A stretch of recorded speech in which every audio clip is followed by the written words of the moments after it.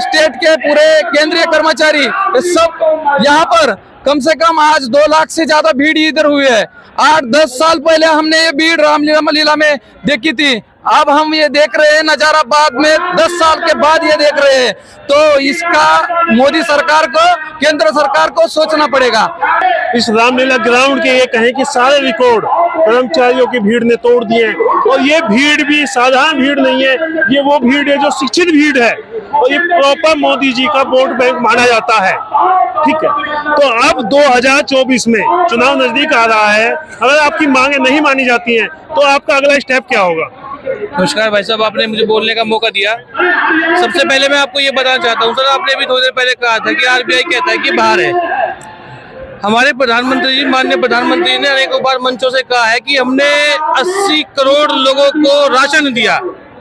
क्या इसका मतलब हमारे देश में 80 करोड़ लोग गरीब हैं?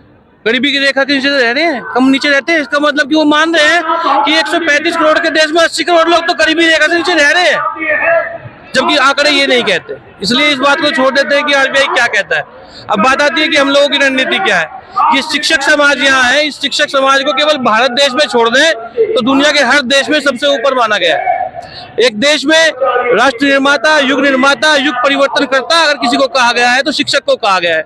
और आज सबसे घृणित निम्न स्तर के जितने भी कार्य हैं सरकार के द्वारा, वो सब करने की जिम्मेदारी एक शिक्षक पे आ गई है। एक शिक्षक अपने दायित्वों से कहीं पीछे नहीं हटता। उसको जो भी कार्य आज तक दिया गया है हमेशा पूर्ण किया है। लेकिन माननीय प्रधानमंत्री जी ये ना भूले कि एक शिक्षक ने ही इतिहास में सत्ता परिवर्तन भी किया था। चंद्रगुप्त मौर्य को जमीन से उठाकर नंद वंश के पतन का कारण एक शिक्षक ने ही बनाया था। और हम ये कहते हैं कि अगर ये मांग नहीं मानी गई तो 2024 के चुनाव में हम ये सत्ता बदल देंगे, निश्चित तौर पर बदल देंगे। आप बागपत उत्तर प्रदेश से आते हैं, अगर आप पर सरकार कोई एक्शन लेगी कि आप सरकार के खिलाफ ही आंदोलन कर रहे हैं तो उसे आप कैसे फाइट करेंगे? देखिए, ये लोकतंत्र है, लोकतंत्र में हर व्यक्ति को अपनी बात कहने की इच्छा है। अगर ये आपातकाल की स्थिति लागू होती है तो हम जेल जाने के लिए तैयार है, लेकिन जब तक इस देश में लोकतंत्र नाम का वर्ड जीवित है तब तक हर व्यक्ति को अपनी बात ईमानदारी से और जिम्मेदारी के साथ रखने का पूरा अधिकार हमें संविधान ने दिया है और हम उस अधिकार का पालन करते हैं। 2024 में चुनाव नजदीक आ रहा है, 9 साल से प्रधानमंत्री जी है, आपका आंदोलन ने बड़ा रूप ले लिया। आज अचानक चुनाव नजदीक आता है, आपका आंदोलन बड़ा हो जाता है, तो क्या ये आंदोलन चुनाव से परिपीन है? देखिए, अगर हमारी मांगे नहीं मानी जाएगी, जो हमारी मांगे मांगेगा हम उसी की बात मानेंगे, उसी को बैठाएंगे, बाकी बाहर कर देंगे। मैं 4 लाइनों से अपनी बात कहना चाहूंगा। मैं मिर्जापुर से चल के आया हूँ।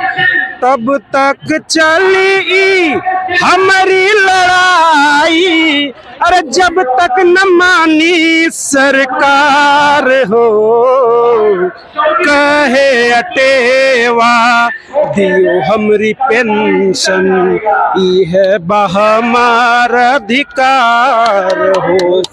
अरे जीवन भर हम ड्यूटी बजैबे, खून पसीना हम आपन बहैबे, का करब जब आई हमारी बुढ़ापा, अरे हो जइबे हम लाचार हो, कहे अटेवा दियो हमरी पेंशन, ई है बहमार अधिकार हो।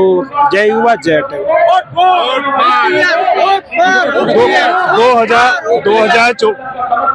2024 का चुनाव आ रहा है, ठीक है। दीन बंधु जी को पर भाजपा के कुछ नेता आरोप लगा रहे हैं कि वो चुनाव में आगे बढ़ने के लिए इस तरीके के बड़े आंदोलन का उन्होंने मूवमेंट लिया है, नहीं तो 9 साल से बड़ा मूवमेंट क्यों नहीं किया?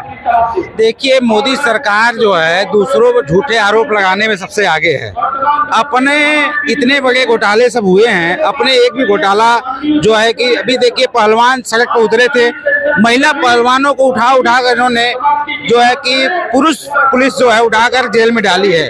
उनके सांसद पे इतने गंभीर आरोप हैं, अपने गंभीर आरोपों को कितनी अच्छी तरह से छिपाते हैं इनसे। हमारे विजय बंधु जी लगभग काफी दिनों से यहाँ संघर्ष चल रहा है।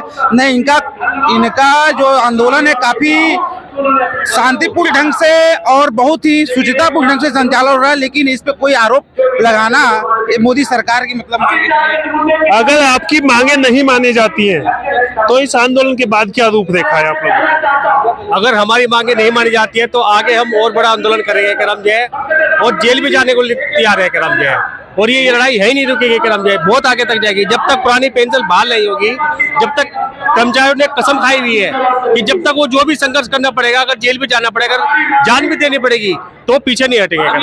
पेंशन की नहीं है। मोदी जी बहुत बड़े बड़े आंदोलन देख चुके हैं 9 साल में अपने सामने, लेकिन मोदी जी का ये इतिहास रहा है कि वो आंदोलन से नहीं झुकते, वो बातों से झुकते हैं। तो क्या कर्मचारी बात नहीं करना चाहते हैं, सीधा आंदोलन ही रूपरेखा रखना चाहते हैं? अभी लेटेस्ट भाई साहब जो चीजें हैं हमने सीखी पिछले 2 साल में कि अब तो सिर्फ आंदोलन से ही आदरणीय प्रधानमंत्री झुक रहे हैं। हमने किसान आंदोलन में भी देखा है, किसान आंदोलन में भी जब सारे देश का किसान सिंधु बॉर्डर पर बैठा तो उन्होंने अपने तीनों कानून वापस लिए।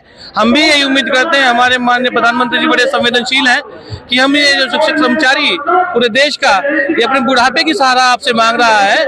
आप समझ सकते हैं माननीय प्रधानमंत्री जी की वर्तमान परिप्रेक्ष्य में, इस आधुनिकीकरण के दौर में बुढ़ापे का सहारा केवल पेंशन हो सकती है। कृपया आप उसे हमारी वापस करें और हमें आत्मसम्मान से अपना जीवन जीने का अवसर हमसे ना छीनें।